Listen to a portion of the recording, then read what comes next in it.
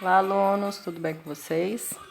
Ó, comentar aqui um pouquinho com vocês sobre esse conteúdo do segundo bimestre, tá? Mandei o roteirinho para vocês com a atividade que vai ser feita. É só ver lá no roteirinho. Eu coloquei no grupo também. Aqui eu vou explicar um pouquinho sobre esse conteúdo, tá? Na verdade, é uma introdução, focando a linguagem da dança. Vou comentar um pouquinho aqui fazendo uma introdução ao que a gente vai ver nessa primeira situação de aprendizagem, tá? Mas a gente vai se aprofundar mais nas próximas atividades. Então aqui vou falar só um pouquinho, fazer uma introdução ao conteúdo, tá? Mas tudo que eu falar aqui depois a gente vai se aprofundar mais. Depois a gente vai ver vídeos das danças que eu vou comentar aqui. E a gente vai se aprofundar mais nas próximas atividades, tá bom? Aqui é só comentar um pouquinho sobre o conteúdo que vai ser abordado nesse primeiro bimestre, nessa primeira situação de aprendizagem, ok? Então vamos lá. Danças folclóricas, paulista e brasileira. Eu coloquei a musiquinha da quadrilha, né, no início do videozinho, porque a gente estaria comemorando esse mês de junho, né, as festas juninas.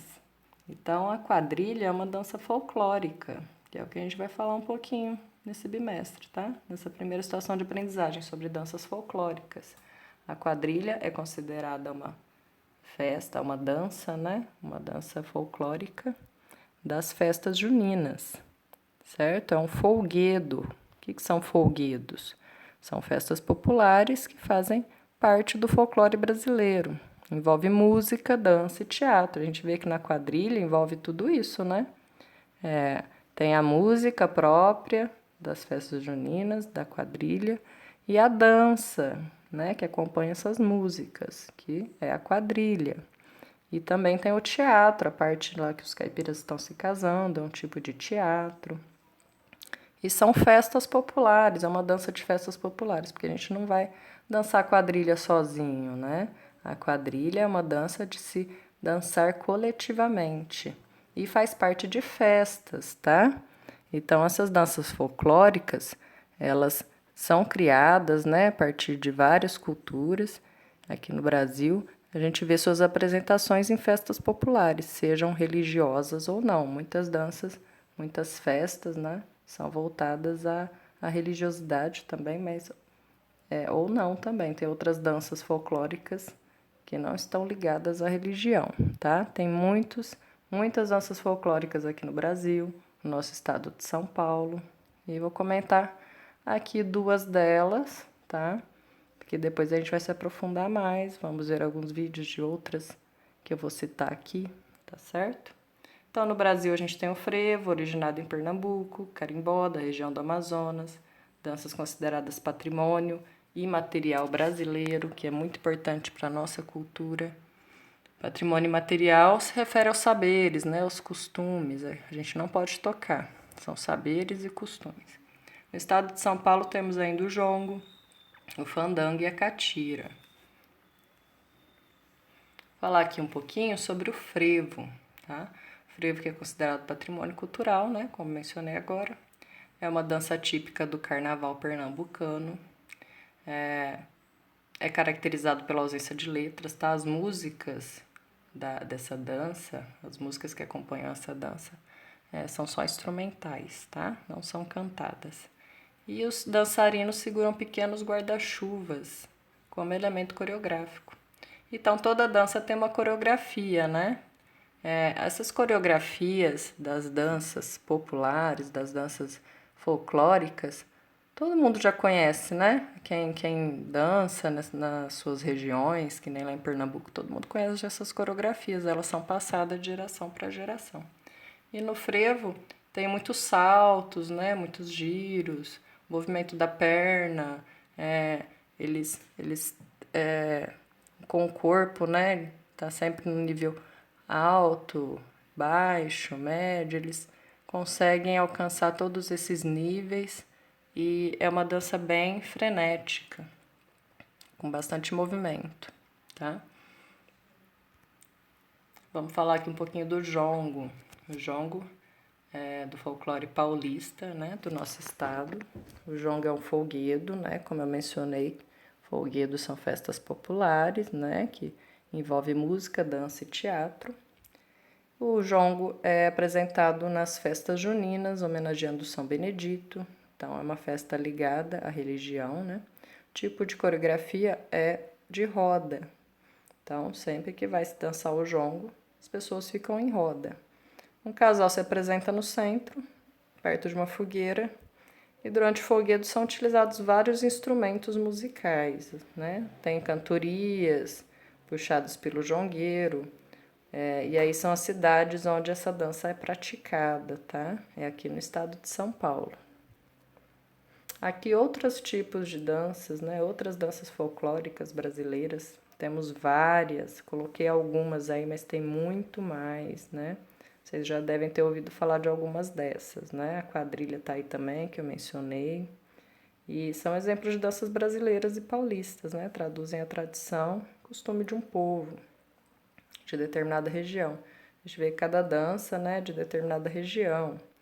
Aqui no estado de São Paulo, a gente tem a catira, tem o jongo, que eu comentei agora, né?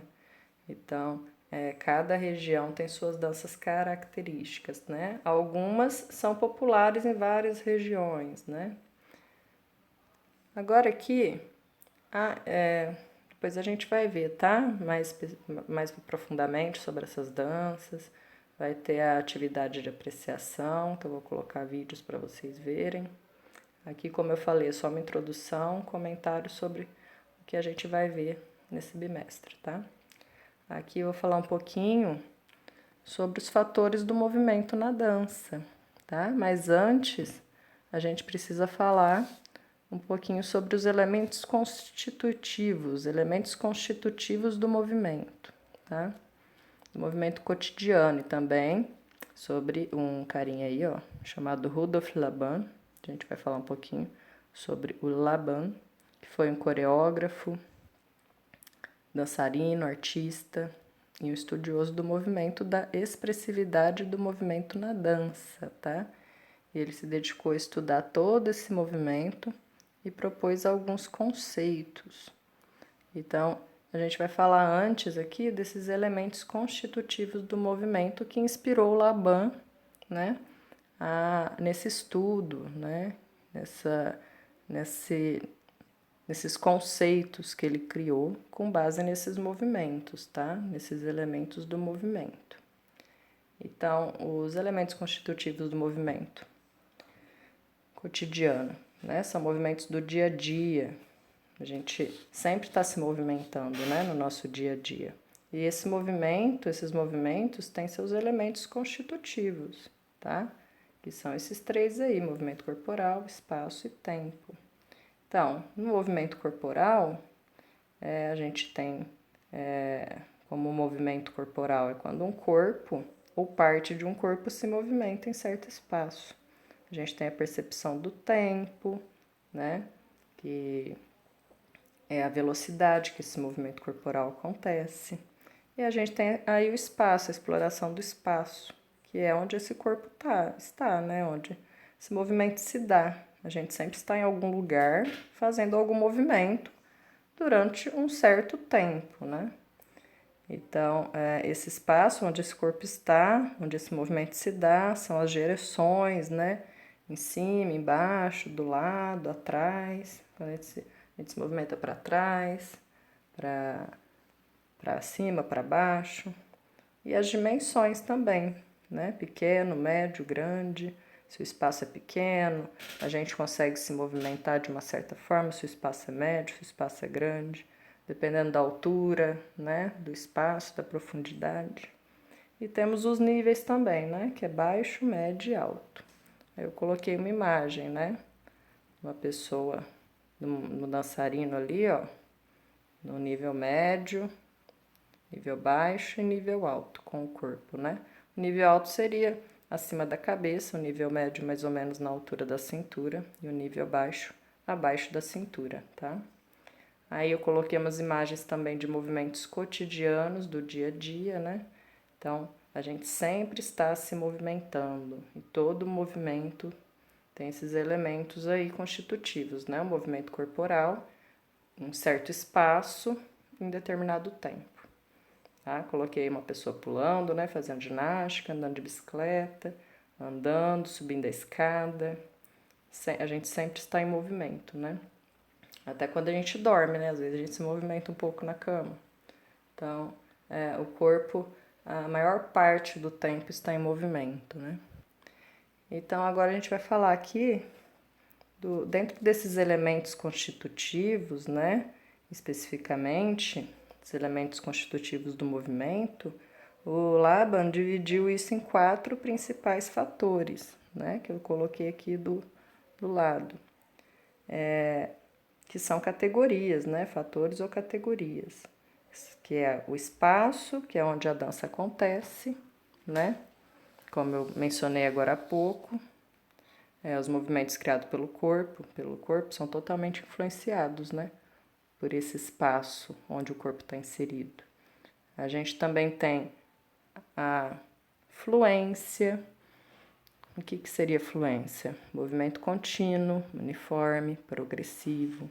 Ele pode ser um movimento livre ou controlado e também interrompido, de acordo com a coreografia, tá? Eu coloquei aqui um vídeo onde a gente pode perceber esse fluxo interrompido, né? Dessa fluência. Então, esse movimento contínuo, uniforme, progressivo pode ser livre, controlado ou interrompido. Nesse videozinho que eu vou colocar para vocês, vocês vão ver um exemplo de fluxo interrompido, ok? Aqui também o peso, né? A gente tem o peso, que é a força que o corpo exerce. Ele pode ser leve, que é um movimento suave, ou firme, que é um movimento mais resistente, tá? E temos também o tempo, né? Como eu mencionei anteriormente também sobre o tempo, é a velocidade. Na dança, o tempo seria a velocidade, né?